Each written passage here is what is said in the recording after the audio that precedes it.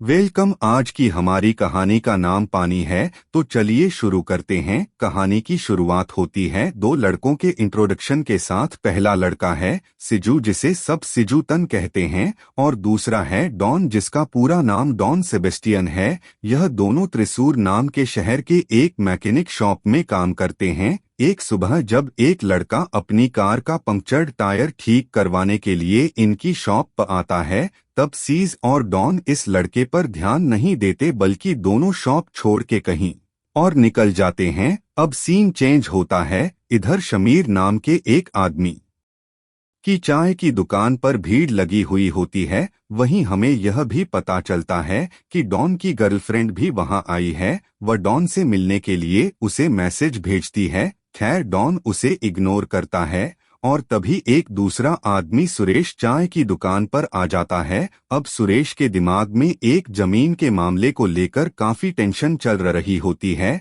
हमें यह पता चलता है कि एक आदमी उसकी जमीन खरीदना चाहता है, लेकिन सुरेश उस जमीन को बेचने के लिए तैयार नहीं है। इसी बीच एक नए कैरेक्टर की एंट्री होती है। कुरुविला। कुरुविला एक बड़ा बिजनेस टाइकून होता है और वह बिजनेसमैन गिरी का पार्टनर है। अब सुरेश और कुरुविला के बीच जमीन के मामले में एक छोटी सी बातचीत होती है। कुरुविला सुरेश को वादा करता है कि वह इस मामले में गिरी से बात करेगा। दूसरी तरफ त्रिसूर पुलिस कमिश्नर की ऑफिस में एक मीटिंग चल रही होती है। कमिश्नर रंजीत नए आईपीएस ट्रेनी कल्याणी को इंट्रोड्यूस करता है। कल्याणी गिरी की कजन है और अपने पावर का इस्तेमाल करके उसने वहां पोस्टिंग ली है। कमिश्नर मीटिंग में सभी को शहर में बढ़ रही गैंगस्टर एक्टिविटीज के बारे में बताता है और उन्हें रोकने की स्ट्रेटेजी बनाने के लिए कहता है। इसी बीच सीजू और डॉन एक भीड़ वाले एरिया में किसी का इंतजार करते हैं। अब डॉन अपने ग्लव्स पहनकर एक्शन के लिए तैयार होता है।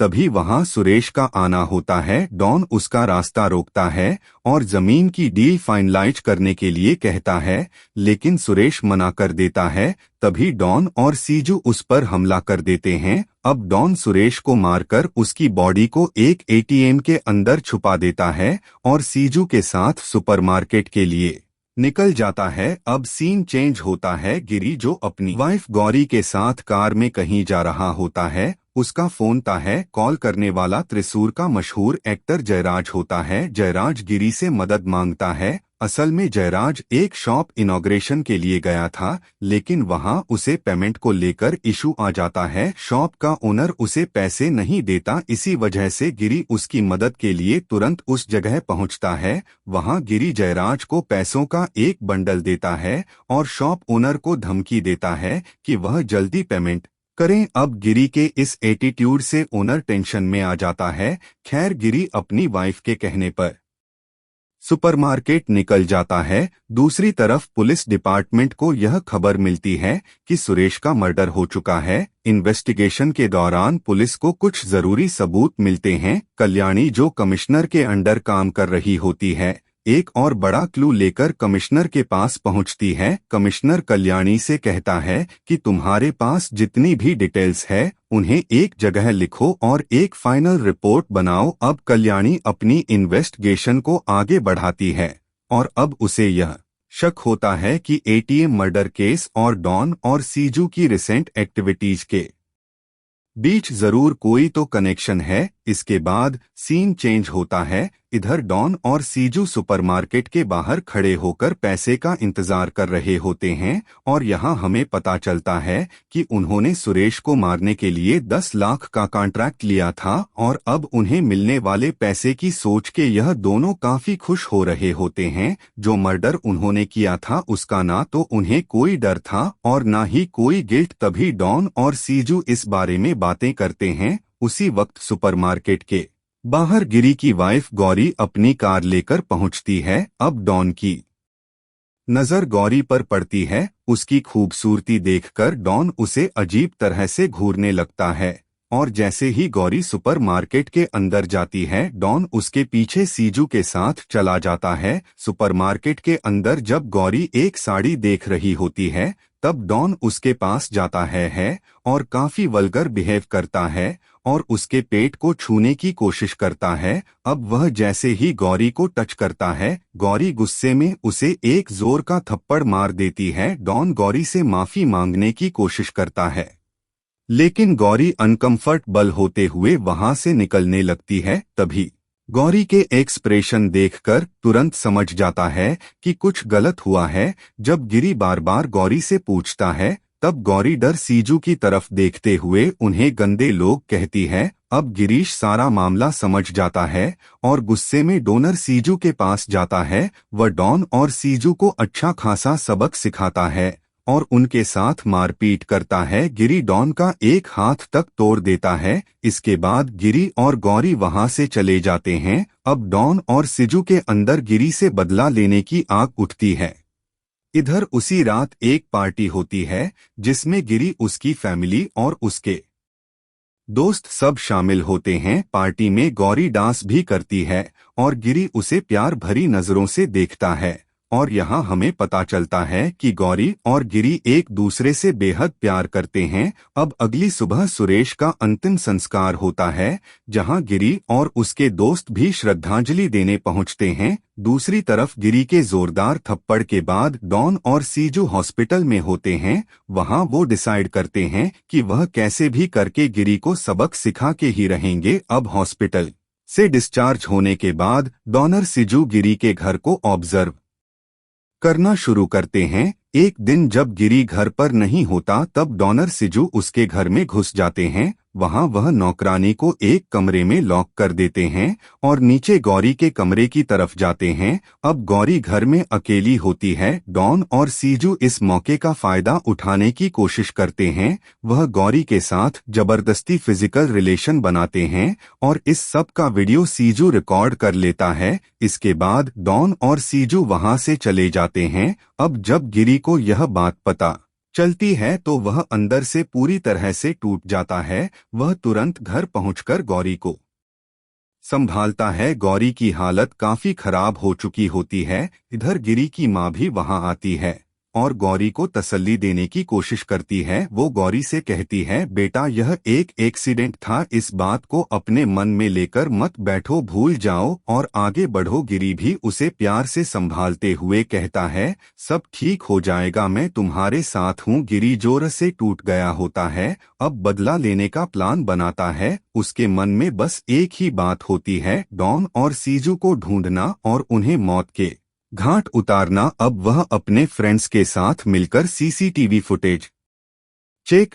करता है। फुटेज में डॉन और सीजू के सभी एक्शंस क्लियरली दिखते हैं। गिरी ये ठान लेता है कि वह पुलिस को इस मैटर में इवॉल्व नहीं करेगा, बल्कि खुद ही इस केस को हैंडल करेगा। इसी वजह से गिरी और उसकी ग्रुप डॉन और सीजू को ढूंढने में लग जाते हैं। दूसरी तरफ कमिश्नर की टीम को गिरी और उसके ग्रुप के बारे में इंफॉर्मेशन मिलती है। कमिश्नर को यहाँ पता चलता है कि गिरी और उसके कजन्स मामूली लोग नहीं हैं। उनका मंथली इनकम 25 लाख से भी ज्यादा है और उनका एक अलग पावरफुल बिजनेस भी है। कमिश्नर को यह समझ आता है कि वह लोग सिर्फ कॉलेज के दोस्त ही नहीं बल्कि एक परिवार की तरह है। जब कमिश्नर पूछता है, क्या सिर्फ देवी ही इसमें एक्टिव है, तब एक पुलिस ऑफिसर कहता है, नहीं सर, देवी और गिरी दोनों एक ही टीम का हिस्सा है। ऑफिसर आगे यह भी बताता है कि सर, गिरीश, सजी कुरुविला और देवी बहुत बड़े बड़े गैंगस्टर्स हैं। इन्होंने केरला वर्मा कॉलेज से पढ़ाई की है। गिरी और सजी कजन्स है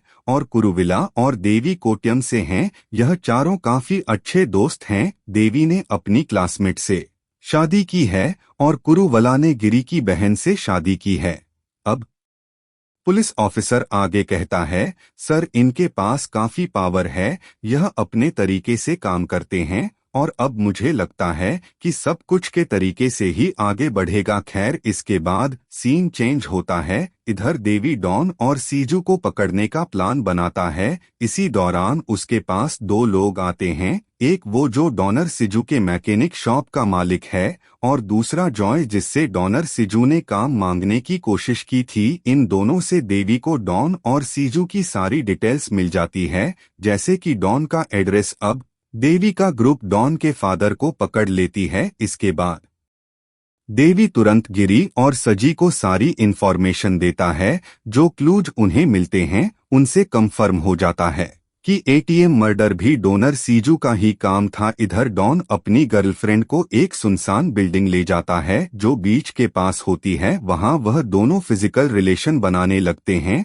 लेकिन तभी डॉन के फोन पर कई सारे मिस कॉल्स आने लगते हैं। जब डॉन इन मिस कॉल्स को देखता है तब उसे लगता है कि जरूर कोई मामला सीरियस है। वह जल्दी से सीजू को लेकर वहां से निकल जाता है। इधर डॉन की गर्लफ्रेंड गुस्से में बिल्डिंग से बाहर निकलती है क्योंकि डॉन उसे अचानक छोड़कर चला गया। तभी देवी के लोग डॉन का फोन ट्रैक करते हुए वहां पहुंच जाते हैं। डॉन तो वहां नहीं होता, लेकिन देवी के लोग उसकी गर्लफ्रेंड को जबरदस्ती कार में बिठाकर ले जाते हैं। अब सीन चेंज होता है। डॉन एक नए नंबर से अपने फादर को कॉल करता है। अब देवी फोन को लाउड स्पीकर पर रखता है और डॉन के फादर को मारने लगता है। जब डॉन अपने फादर की चीखें सुनता है तब उसे समझ आ जाता है कि उसके फादर देवी के चंगुल में है। देवी डॉन को धमकी देता है, अगर तुम और तुम्हारे लोग नहीं आए तो तुम्हारे परिवार को हम खत्म कर देंगे। अब डॉन को समझ आता है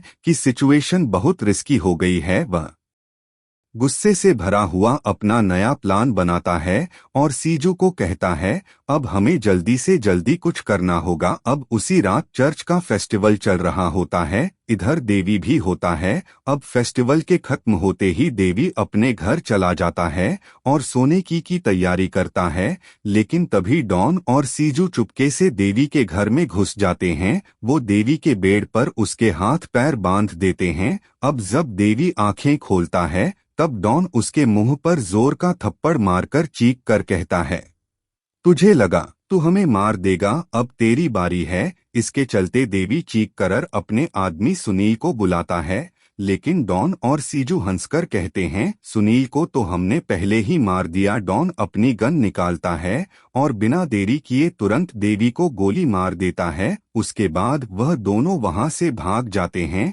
खैर, अब जैसे ही देवी की मौत के बारे में सबको पता चलता है, सबके पैरों तले जमीन घिसकर और उसकी पत्नी इस खबर से पूरी तरह से टूट जाते हैं। इधर जब गिरी को यह बात पता चलती है तो वह गुस्से में एकदम पागल सा हो जाता है। वह बोलता है, अब डॉन और सीजू को जिंदा नहीं छोड़ूंगा। गिरी यह कहकर उन्हें पकड़ने के लिए निकल जाता है, लेकिन रास्ते में ही डॉन और सीजू गिरी पर अटैक कर देते हैं। वहां इनकी आपस में एक भयानक लड़ाई होती है। इसी लड़ाई के दौरान डॉन और सीजू एक नदी के अंदर गिर जाते हैं। अब गिरी वहां से हॉस्पिटल चला जाता है क्योंकि उसको भी चोटें आई थी। खैर, अब इधर देवी का अंतिम संस्कार होता है और सब कुछ वक्त के लिए शांत हो जाता है, लेकिन इधर पुलिस को डॉन और सीजू के बॉडीज कहीं नहीं मिलते। उनके पास उनकी लोकेशन के बारे में भी कोई लीड्स नहीं होती। इसी दौरान एटीएम मर्डर की इन्वेस्टिगेशन भी चल रही ही होती है।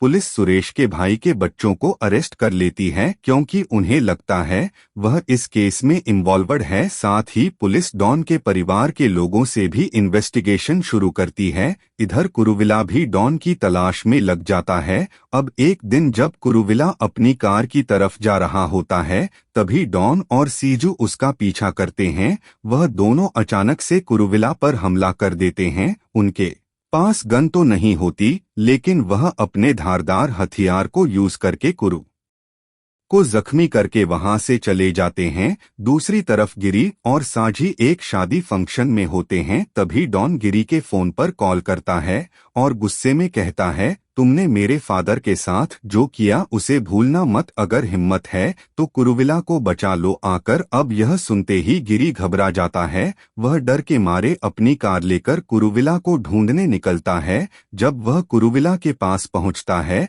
तो देखता है कि कुरुविला जिंदा है। गिरी तुरंत उसे हॉस्पिटल ले जा कर एडमिट करवाता है। इधर डॉन और सीजू एक सुनसान जगह पर रिलैक्स होकर बिरयानी खा रहे होते हैं। कुछ टाइम बाद कुरुविला धीरे धीरे रिकवर करने लगता है। दूसरी तरफ पुलिस डॉन और सीजू को ढूंढने में लगी होती है, लेकिन उन्हें कोई लीड नहीं मिलती। इधर गिरी और साजी डिसाइड करते हैं कि अब डॉन और सीजू को ढूंढकर खत्म करना ही होगा। उधर दूसरी तरफ साजी पुलिस से कहता है, हम उनका अंत करके ही रहेंगे। अब इसके बाद सीन चेंज होता है। इधर गिरी के फोन पर एक कॉल आता है जिसमें कहा जाता है कि डॉन और सीजू को पुलिस ने पकड़ लिया है। अब यह सुनते ही गिरी तुरंत अपने आदमियों से डॉन और सीजू पर हमला करवाता है। वह लोग पुलिस के साथ होते हैं। अब पुलिस सिचुएशन को संभालने की कोशिश करती है, लेकिन फिर भी डॉन और सीजू को काफी चोटें आती हैं, जिसके चलते दोनों को पुलिस एक हाई सिक्योरिटी हॉस्पिटल में एडमिट करवाती है। इधर हॉस्पिटल में उनका ट्रीटमेंट चल रहा होता है, लेकिन गिरी के दिमाग में एक खतरनाक रिवेंज प्लान चल रहा होता है। गिरी अपनी गैंग के साथ एक प्लान बनाता है। प्लान के मुताबिक वह एक बड़ी भीड़ को हॉस्पिटल के नीचे भेजता है ताकि पुलिस का ध्यान डाइवर्ट हो जाए। फिर वह हॉस्पिटल के अंदर धुआं करवाता है, जिससे सिक्योरिटी सारी कंफ्यूज हो जाती है। उसी कंफ्यूजन का फायदा उठाकर गिरी अपने गैंग के साथ डॉन और सीजू को हॉस्पिटल से निकालकर ले जाता है। वह उन्हें एक फैक्ट्री ले जाता है जो एक सुनसान जगह पर होती है, और अब डॉन और सीजू का असली टॉर्चर शुरू होता है। गिरी उन्हें बिना किसी दया के मारना शुरू करता है। डॉन और सीजू चीख चीख कर चिल्लाते हैं, लेकिन गिरी के दिमाग में बस एक ही बात होती है, बदला। वह उन्हें इतना मारता है कि उनकी पूरी बॉडी टॉर्चर के कारण ऑलमोस्ट ब्लास्ट होने की हालत में लगती है। अब फाइनली गिरी उनका काम तमाम कर देता है। इधर देवी की वाइफ और सजी यह सब देखते हैं। जब सब कुछ खत्म हो जाता है, तब गिरी अपने ग्रुप के साथ एक नया प्लान बनाता है। वो पुलिस से बचने के लिए स्ट्रेटेजी बनाता है और अपनी गैंग के साथ पुलिया पेरल के रास्ते से भाग जाता है, और पुलिस इनको पकड़ नहीं पाती। और इसी के साथ हमारी कहानी हो जाती है खत्म। अगर आपको यह एक्सप्लेनेशन अच्छा लगा तो प्लीज लाइक कीजिए। कोई इशू लगा तो कमेंट करके जरूर फीडबैक दीजिए। Thank you very much.